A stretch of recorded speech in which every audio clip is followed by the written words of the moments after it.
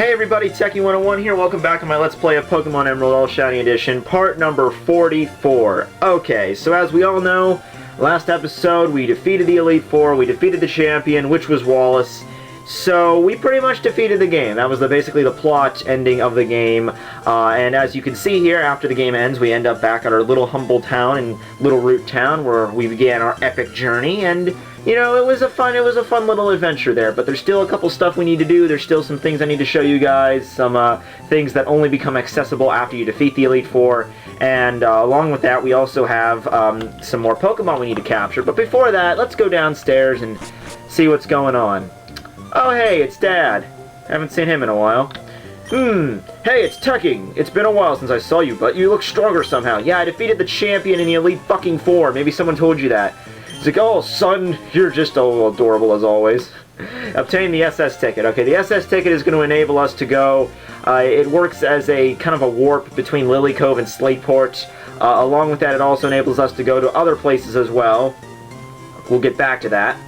Okay, it'd be better I better get back to Petalburg Gym. Thanks, Mom, thanks for looking after the house while I'm away. I love how he refers to his wife as Mom. Oh, that dad of yours, he comes home for the first time in a while, but all he talks about is Pokemon. He should really... You know, my dad is kind of a deadbeat. I mean, granted, in the other Pokemon games, my dad never shows up and it's just my mom. But, I mean, just the fact that he works in, like, 2 towns over, comes over for 5 seconds, talks about Pokemon, says hi to his son, calls his wife Mom, and then leaves. Whatever.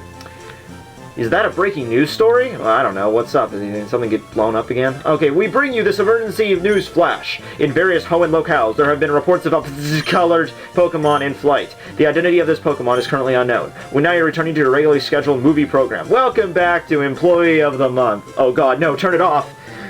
Tekking, did you catch that? What color did the announcer say the Pokemon was? Alright.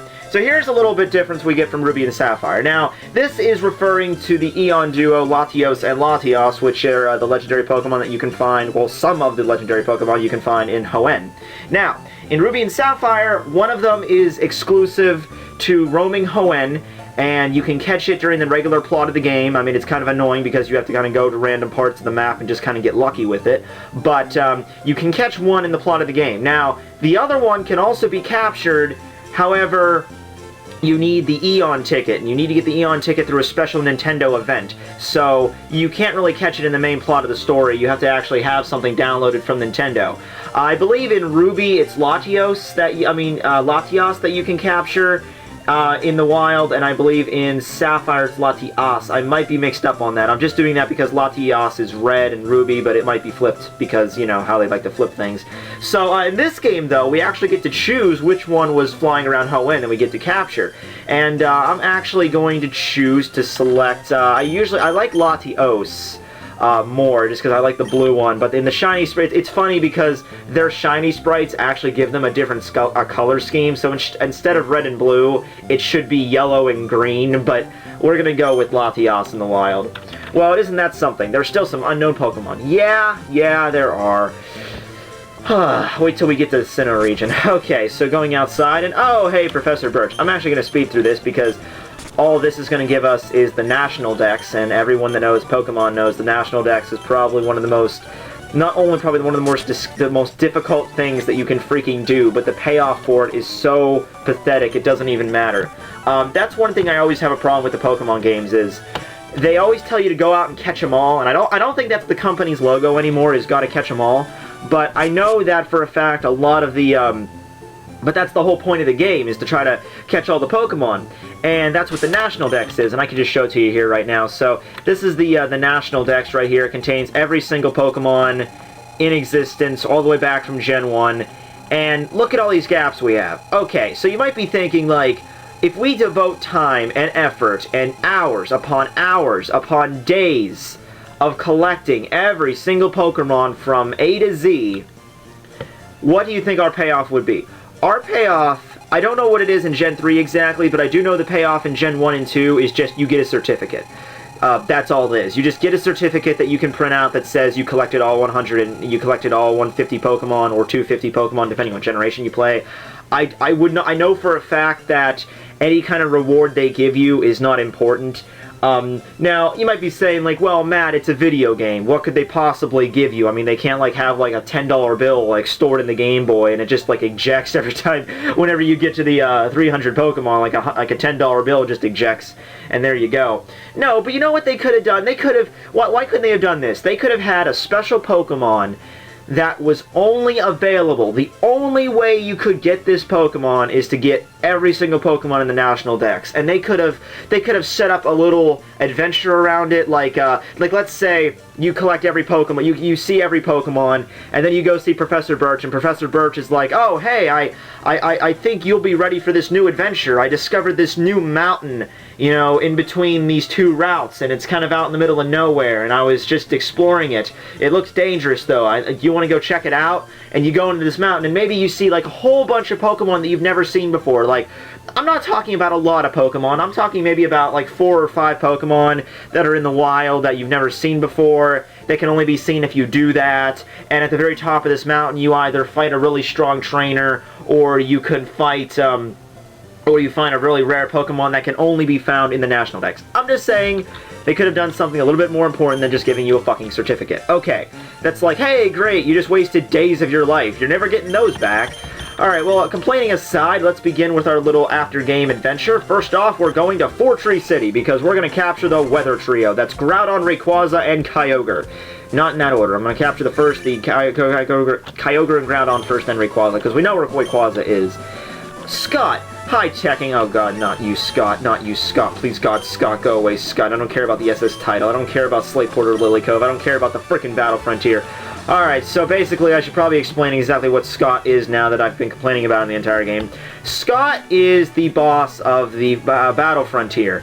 And I don't think he's a trainer, but he does, he's the commander of the Battle Frontier, and everyone's asking me, am I going to be doing the Battle Frontier? And the answer is a resounding no, I'm not doing the Battle Frontier. Mostly because, number one, it's just incredibly long, and it's not the same as the Pokemon League. You don't really get anything for it at the end. You don't get anything like a special Pokemon or anything. Basically, here's the Battle Frontier. Those little buildings, remember seeing like those little battle tents all over Hoenn? Basically what happens is you go in there, you fight 15 trainers in a row, and then you fight a Frontier Brain. If you defeat the Frontier Brain, he'll give you a silver symbol. It's not called a badge, it's called something else. It's called like a silver Frontier, crest or something. And then you go back to fighting, I think, 15 or 30 trainers. I think it changes depending on which battle tent you go into. But you have to fight more trainers after that, and if you fight more trainers, then the Frontier Brain comes back again, and you get to fight him again a second time, and if you defeat him the second time, you get a golden Frontier crest. And just the fact that you have to fight through a shit ton of trainers just to get the silver crest, really. They're probably not called crest, they're probably called something else. It's just, and you have to do this like 7 or 8 times. No thank you. Just no thank you. No thank you. So that's the reason I'm not doing the Frontier, the Battle Frontier. I'm sorry about that, but that's the freaking story. Okay, so now, finally, 8 minutes into the freaking game, we're gonna get to the Weather Trio. Okay. So, in this game, as in the original game, you could just capture them in their respective caverns, and Rayquaza is still at the Sky Pillar. This game, in order to capture to capture Kyogre and Groudon, you have to go to the Weather Institute, and you have to talk to this guy.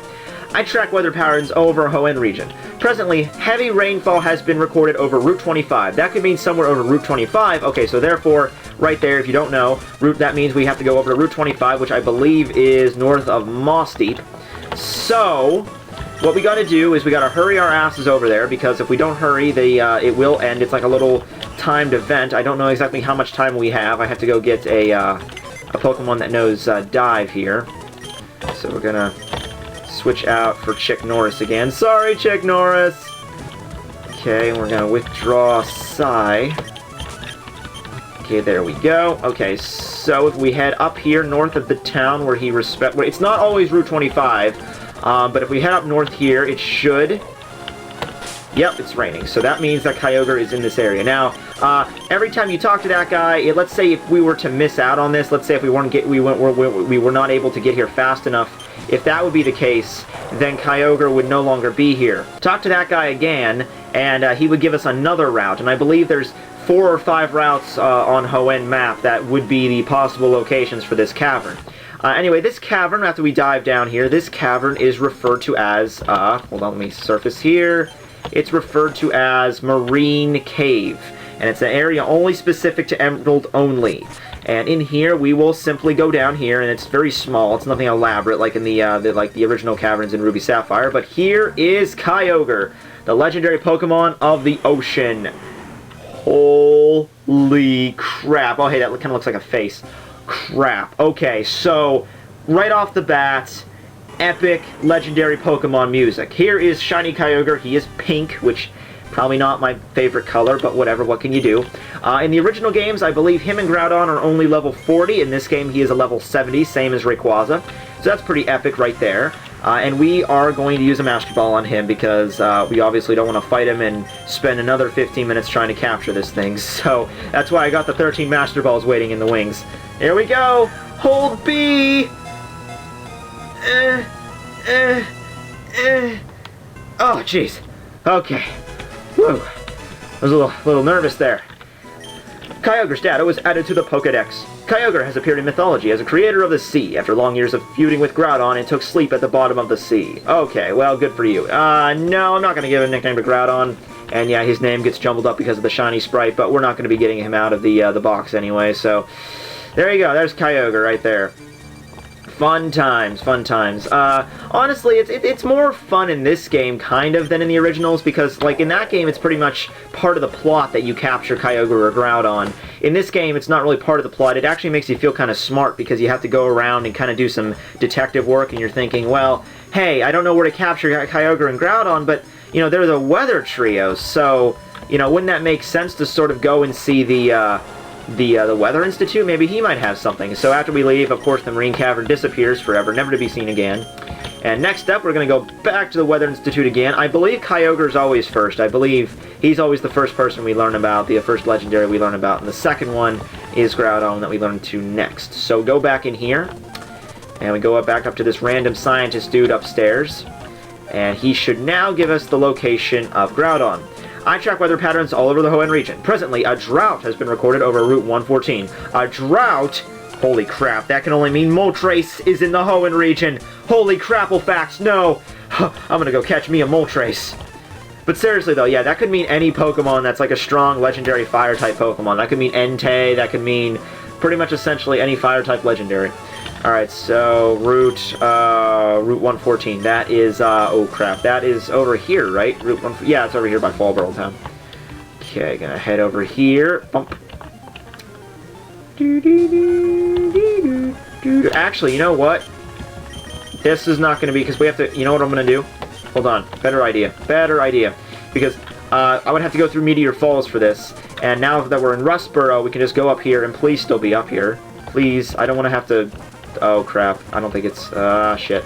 Because we can use Surf to get over to Route 114. Please still be there, Groudon. I love you, man. Ah, crap. Did he go away? I don't think he's here anymore. Shit. Alright, well, whatever. Let's go back to the Weather Institute. Talk to random guy number 56 again. On a quest for the legendaries. And like I said, Rayquaza shouldn't be that hard to get to, although it is a little bit more. We have to use a Machmite now to get to him, but whatever. Route 118. Oh, crap. Oh, jeez. We missed that guy, huh? Alright, 118. I guess we flew twice. I think that might have ruined it. Alright. Alright, Route 118. Where is Route 118? Oh, man, that's close. That's, like, really close. Alright, cool, so we'll go to Maulville. Alright, awesome. Awesome sauce. With a side order of epic mustard. Alright, good, that's good. We have the light. Alright, I think as long as we stay in the light, it doesn't go away. I think if we're in the light, then we leave. I think that's the issue. Max Repel. Okay, go there. Alright, where are you, Random Cave? Oh, there you are, Random Cave. Oh, and I don't have my Pokemon that learns Cut anymore.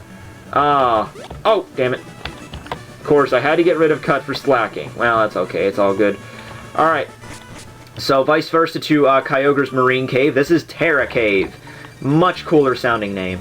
So it's kind of the same layout too. Instead of ocean, it's rock, of course. And now going down here, we will find molten magma. And where do we find molten magma? We find Groudon. So there we go. I've actually never caught Groudon before because I never had Ruby version. It's always been KYOGRE. So this is actually the first time in any Pokemon game that I'll be catching Groudon. His shiny sprite, it's pretty solid. You know, yellow kind of reflects with the sun's rays. I guess that kind of makes sense. His original color is red, of course. So he's also level 70. And, yeah. Drought intensified the sun's rays. So, of course, making fire-type moves a lot stronger. Okay, so breaking out the Master Ball. Gotta catch 'em all, Groudon. Oh, jeez, okay. Oh, man. Okay, I'm not gonna do that every single time. That'll get annoying really fast. Okay, we're good, though. We're good, though. Groudon, the continent Pokemon. Groudon has appeared in mythology as the creator of the land. It sleeps in magma underground and is said to make volcanoes erupt on awakening. Well, not exactly, because we woke him up twice so far, and, you know, everyone's still here. I don't think Mount Chimney's erupted yet, so we're still good.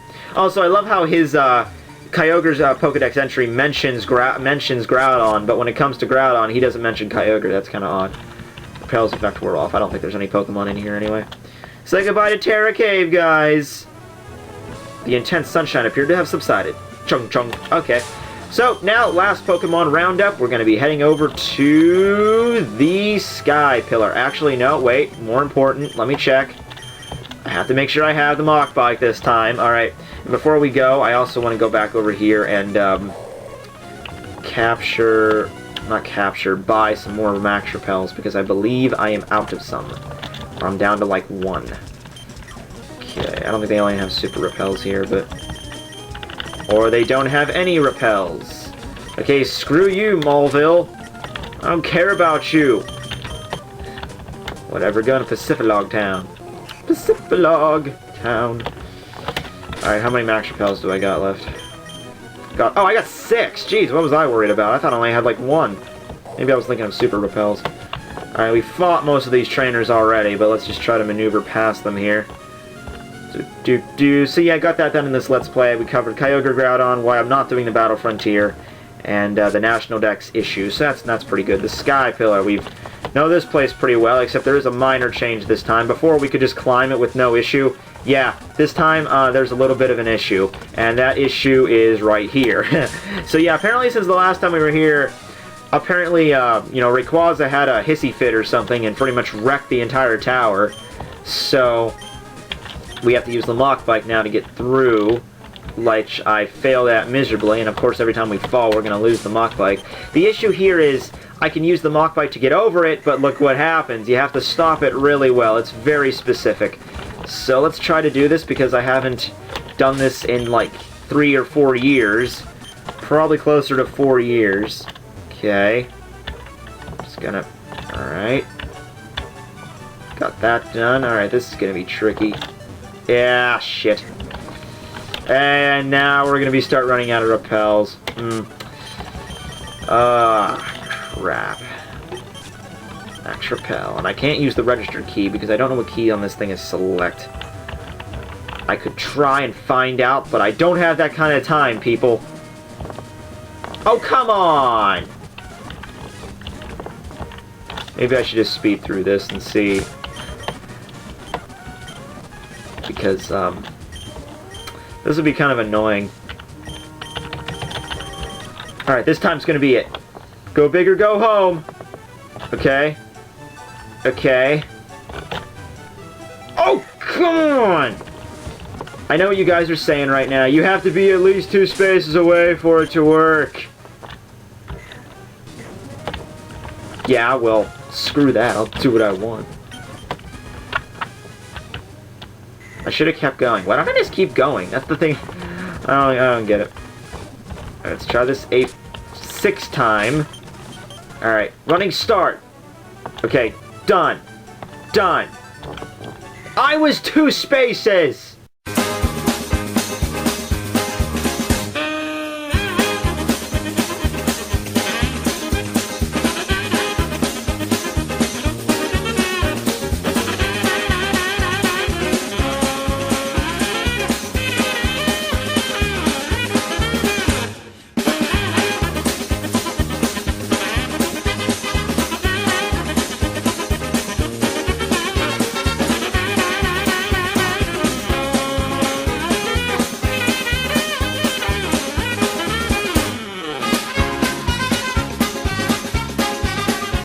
Okay, well that took more time than I'm willing to admit. Yeah, it turns out the Sky Pillar, really more annoying trying to get past it the second time. I'm not even going to tell you how long that took, actually, because I'm actually really depressed about the whole ordeal. But this is the top of the Sky Pillar, and this is the legendary dragon flying type Pokemon Rayquaza.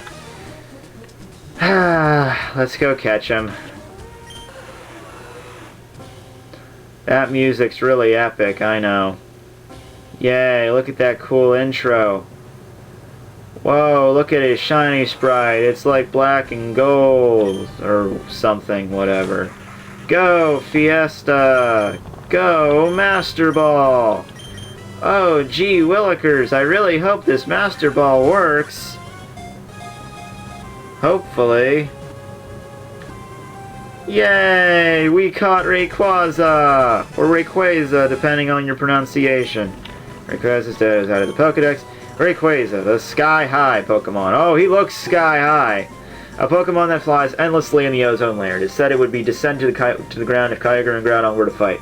Also, little side note, he's also kind of in charge of the weather. He's kind of in charge of the atmosphere and everything, so... KYOGRE's in charge of, you know, tidal waves, which doesn't really involve weather. Well, it kind of involves ocean currents more. KYOGRE is involved in earthquakes, which doesn't have anything to do with meteorology. Rayquaza is actually the only one of the weather trio that's actually involved in like clouds and lightning and thunder and shit.